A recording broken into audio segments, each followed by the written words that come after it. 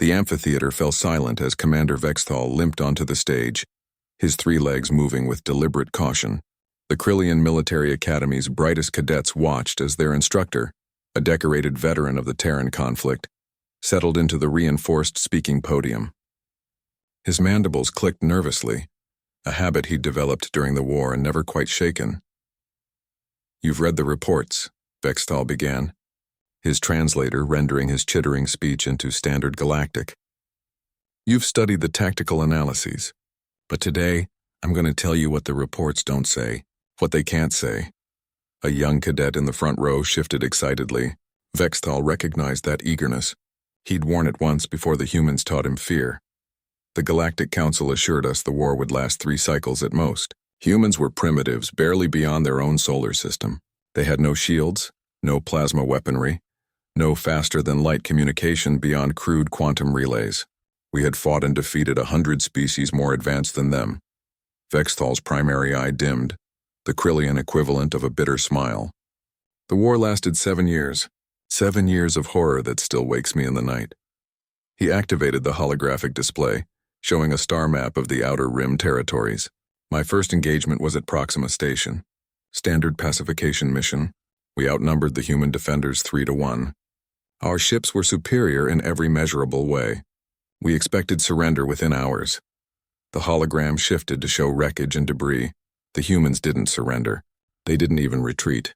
When their main vessel lost life support, they sealed themselves in their suits and continued fighting. When they ran out of ammunition, they used their ships as kinetic weapons, ramming our cruisers at relativistic speeds. One human pilot, his name was Chen, flew his crippled fighter directly into our command deck. He was laughing when he did it. We recovered the audio from his open channel, laughing. A murmur rippled through the cadets.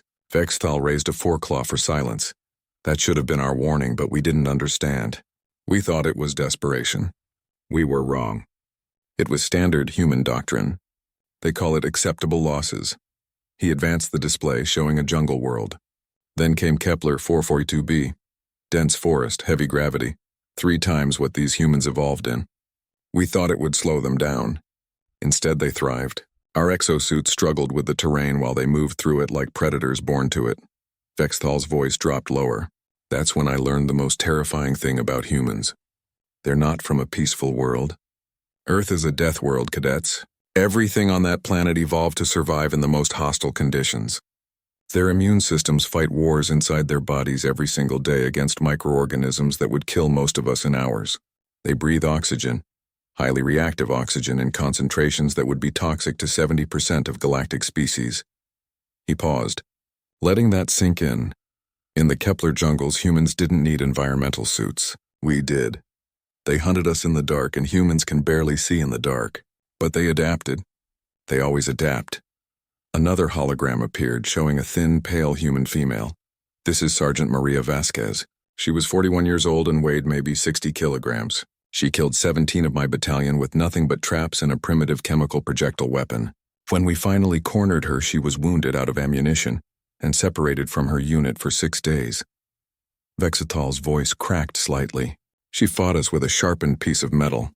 She took 3 plasma shots, any one of which should have been fatal, and still managed to eliminate 2 more of my soldiers before she finally fell. As she died, she smiled at us, and she said, "See you in hell, bugs." The amphitheater was deathly quiet now.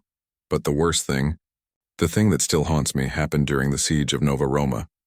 We had the human city surrounded. No supplies, no reinforcements, no hope.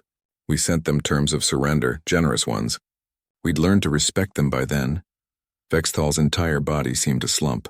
They sent back one word, no. For 93 days they held that city. They ate their pets, then their leather, then things I won't mention. Disease ravaged them. Their own children were starving. And they still fought. Every street was a battle. Every building a fortress.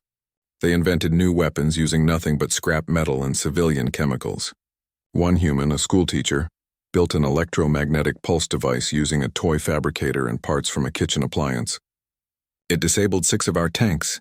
He looked across the young faces before him. In the end, we took Nova Roma. Do you know how many humans we captured? 8,412, most of them wounded. Do you know how many we started with? 8,412. Not one human retreated, not one fled. They all stayed knowing they would likely die because they decided that city was worth defending. Vexthal deactivated the display. The war ended when the Galactic Council realized what I learned on those battlefields. Humans don't fight wars to win territory or resources.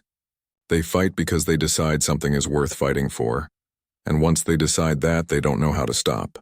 They can't stop. It's not in their nature. He leaned forward on the podium. The treaty we signed wasn't a victory. It was survival. We stopped fighting humans because we realized that even if we won, even if we killed every last one of them, they would make us pay such a terrible price that our civilization would never recover. A cadet raised a tentacle. Commander, are humans really that different from us? Vexthal considered the question. We fight to live, cadet. Humans live to fight. They're born into struggle. Their own gravity tries to crush them from birth, their diseases war against them, their planet's weather tries to kill them seasonally. They think hardship is normal. They think sacrifice is noble, and they think dying for something you believe in is the highest honor. He paused. So yes, they are very different. And that's why we must never fight them again. As the cadets filed out buzzing with conversation, Vexthal remained at the podium, staring at the empty stage. Somewhere in the Terran sectors, humans were going about their lives, laughing with their families, teaching their children, creating art and music. And every single one of them, if called upon, would do exactly what Sergeant Vasquez did.